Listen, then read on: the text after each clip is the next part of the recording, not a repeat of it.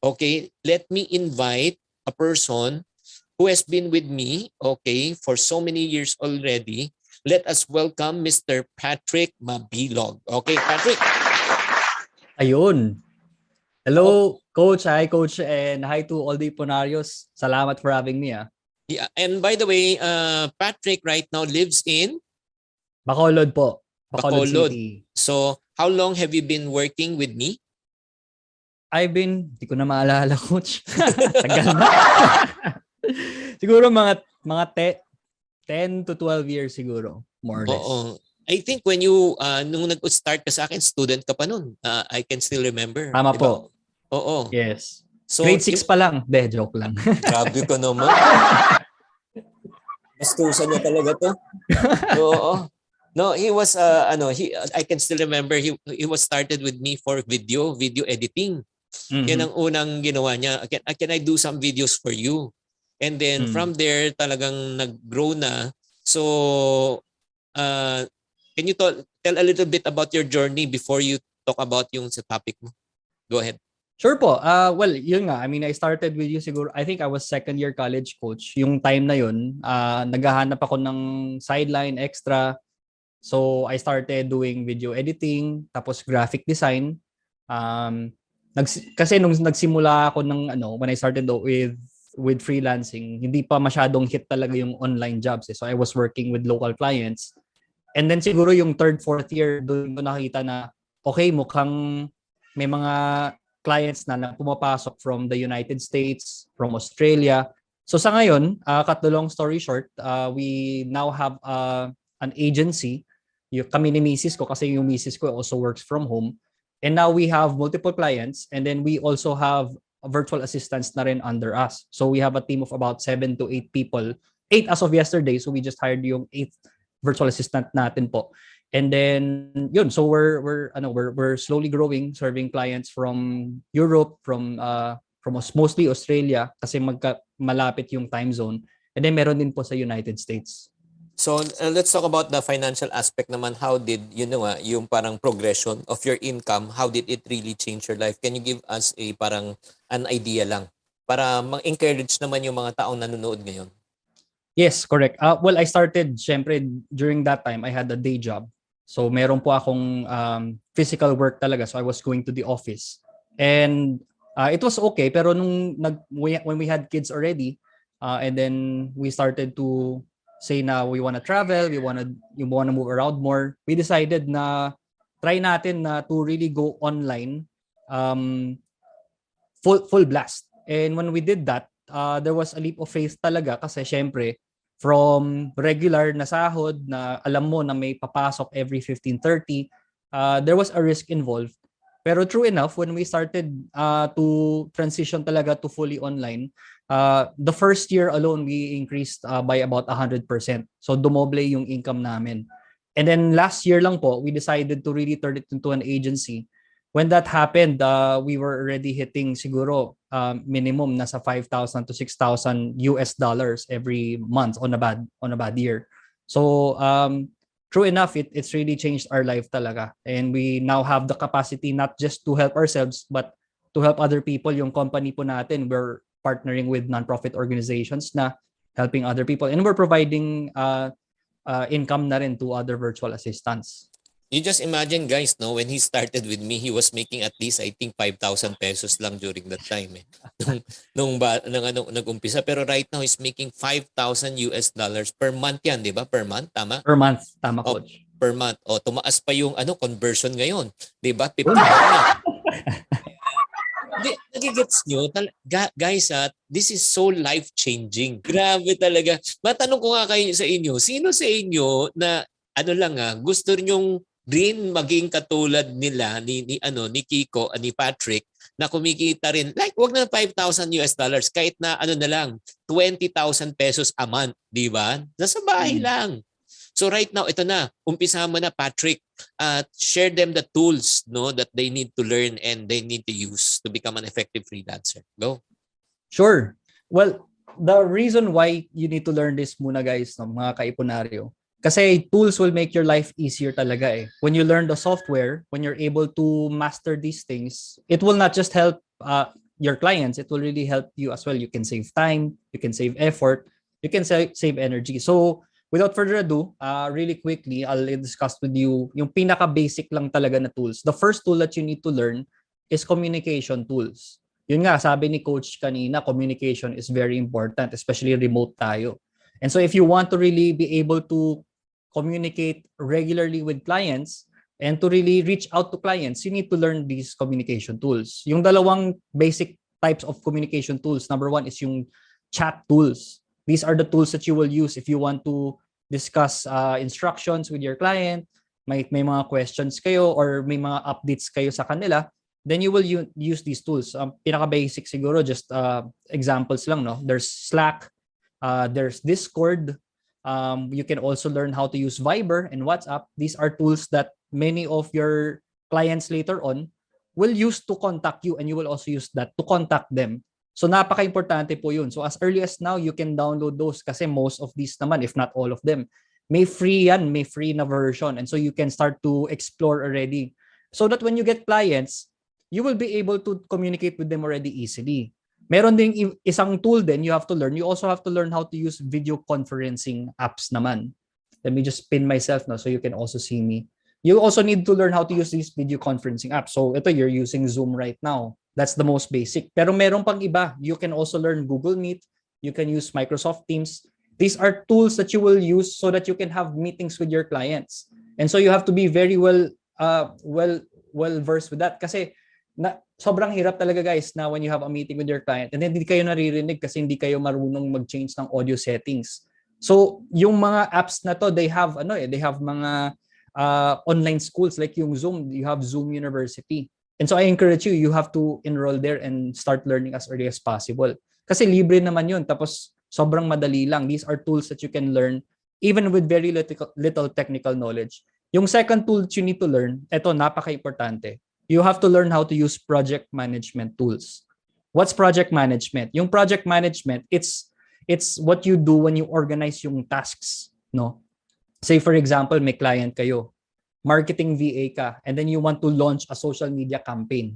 When you launch a social media campaign, your client in the future, claim niyo na yan, yung future client niyo will ask you, let's use a project management tool. Gumamit tayo ng project management tool so we can organize kung ano yung priority, kailan ba kailangan i-pass yung graphics, yung captions.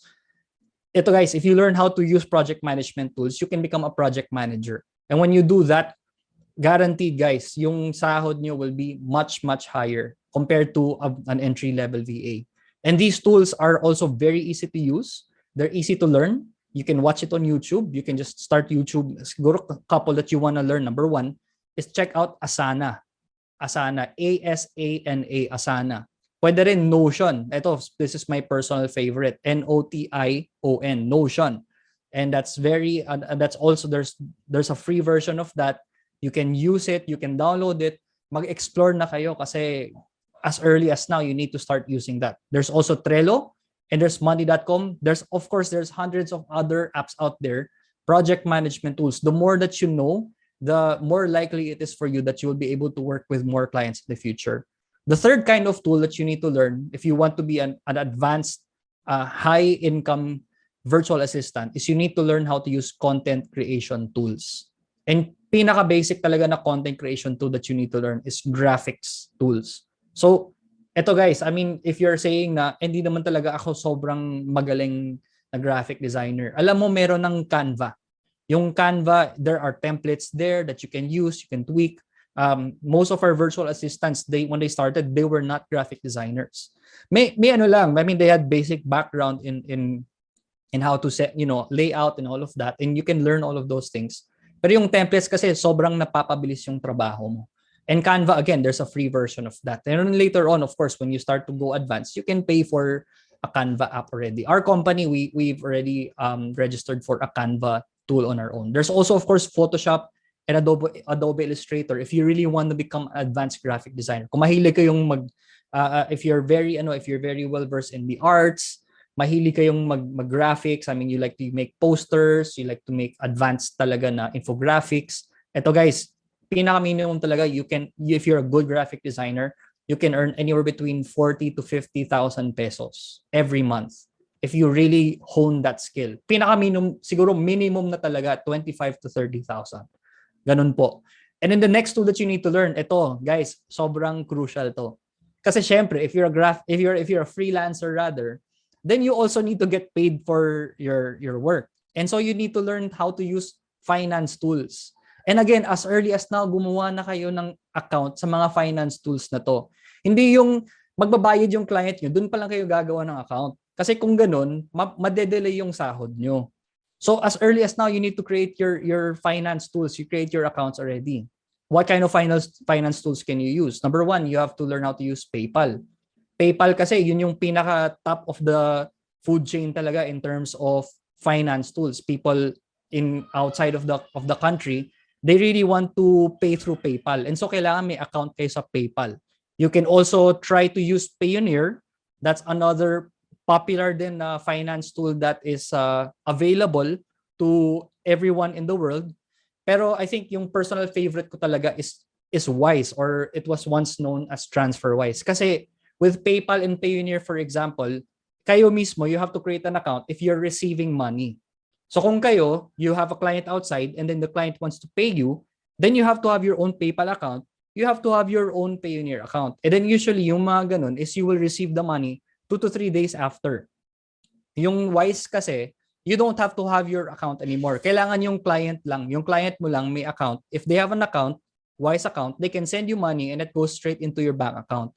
And ito yung maganda. Most of the time, it's same day clearing. And so, mas mabilis talaga. And then, mas mababa yung fees niya compared to PayPal and Payoneer. But it's also good to have a PayPal account pa rin. Kasi karamihan ng mga clients ngayon, especially in the United States, they're really comfortable with PayPal. Yung extra siguro, yung Remitly also, you need to also start to look into that as well. Para lang may backup kayo. Itong tools naman na to, you don't pay for any fee, they just deduct a fee from you. So it's always good to have multiple finance tools available for you so that when your clients pay you, you can give them options. Yan po. And then next tool that you need to learn, the next category of tool is file sharing tools. File sharing tools. Kasi if you're a graphic designer, if you're a writer, if you're a virtual assistant, nag-data entry kayo, you will have to send those files over to your clients. Yan, naririnig nyo na yung youngest ko. Siyempre, you have a client outside, no? Nasa Amerika. Paano? How do you send the files to them? You will send it to them online. And so you have to learn how to use these file sharing tools, so that it will be easy for you to turn over the files as soon as you're finished with your work. And again, once again, just to over-clarify, as early as now, mag-practice na kayo. Gawa kayo ng Google Drive account, learn how to use Google Docs, you learn how to use WeTransfer, Dropbox, and all of these tools. And last but not the least, this is a bit advanced, but I do not want to miss the opportunity for you to start researching about this tool. Ito, i-research about this already as early as now. CRM tools. Kasi guys, ang daming clients ngayon who are looking for virtual assistants, for professionals who know how to use CRM tools. CRM stands for Client Relationship Management. This is a growing sphere in marketing sa ngayon. And so if you want to learn how to use this, you can look into examples like HubSpot or Pipedrive. What do these tools do? Yung tools na ito kasi, clients use this for customer service backend. So kayo kung CS kayo and you answer yung chat support and email support, you will have to learn how to use these tools. Meron ding sales pipeline. So if your client, for example, nasa real estate and then they have clients, you will have to learn how to use these sales pipelines. Again, all of these things you can learn it on YouTube. You don't need a college degree to learn how to use this. It will take you just one day of researching about CRM tools. Meron ding email marketing aspect yun. So when you're email marketing, that generates revenue kasi for your client eh. And so when you generate revenue for them, happy si client. And the more money you make for them, the more money they will pay you as well. So you also need to learn how to set up these email marketing campaigns.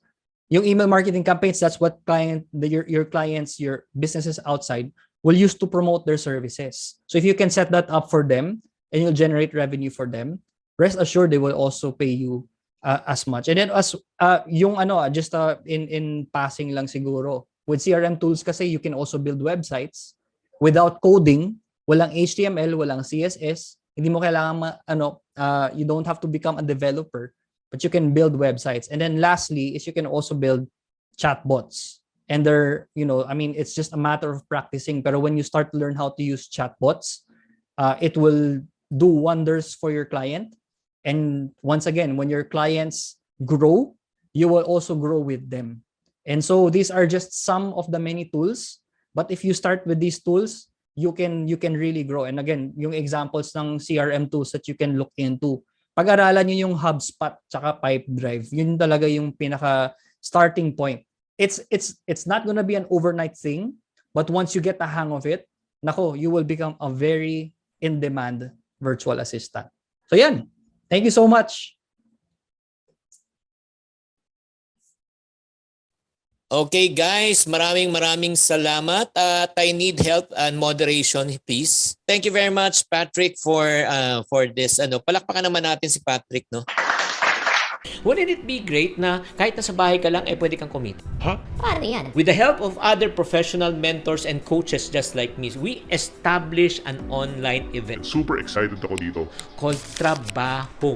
Kaya mong kumita kahit nasa bahay. Kailan po to? Mark it on your calendar. July 30, Saturday, 2 p.m. up to 7 p.m. via Facebook Live na private group with 30 days free play. At sino po yung mga makakasama ko mga experts? Number 1, si Coach MK Bertulfo. Ang tuturo po niya how to use Canva professionally. Pag natuto kayo nito, in less than 10 minutes, makagawa na kayo ng sarili nyong graphic design, posters, logo. Ang galing nito. Pangalawa, customer support, jobs that pays well. Kahit di ka marunong magsalita, pwede ka rin kumita. Where to find online jobs and how to apply. Alam niyo ang potential income pag natuto na po kayo dito, pwede kayong kumita ng 25,000 pesos per month and above. Ang pangalawang coach, si Coach Regine Bolanos, how to become an Amazon virtual assistant, how to start your own Amazon store from scratch kung gusto mo rin mag-online selling, and what Amazon entrepreneurs look for in a hire. Pag natutunan nyo tong skill na ito, pwede kayong kumita ng 30,000 pesos minimum and above. And last but not the least, I will be talking about the topic that anyone can write. Yes, I've already written 14 best-selling books. So, isi-share ko sa inyo yung secret at i-reveal ko po sa inyo kung paano ko ginagawa. Pag natutunan nyo tong skill na ito, ang potential income nyo dito nasa 25,000 pesos minimum per month and above. So, para sa mga taong sabihin, Talaga ba? Matututo ako dyan? here is what people said about our last work from home webinar. Kung di pa tayo maging virtual professional sa mga natutunan natin, ewan ko na lang. Grabe. Feeling ko equipped na talaga ako to start this new opportunity. Yung bayad namin, mas malaki ang sukli galing sa mga coaches. Thank you ha! I am learning a lot and more additional inputs I can use sooner, both in my current profession and looking forward for an online job at the same time. Mga friendship, ito na maari ang hinihintay mong learning event na magbabago ng financial life mo. Kung tatanungin niyo ako, this webinar is unquestionably worth more than 1,999. Would you agree? However, we want to make it affordable for everyone, so we're offering early bird rate by enrolling right now. You can save 1,000 pesos. So instead of 1,999, 999 pesos. Grabe, super excited ako. Ano ba yung 999 kung makahanap ka ng online work at pwede ka na kumita ng 20,000, 25,000, 30,000 pesos per month? Sobrang bawing.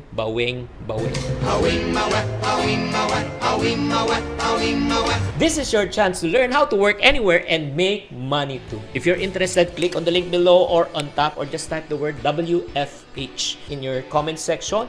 Kung kayo naman nanonood po sa Facebook po, i-PM nyo po ako and type WFH. Looking forward to see you at Trabaho. As I always say, ang pagyaman ay napag-aaralan.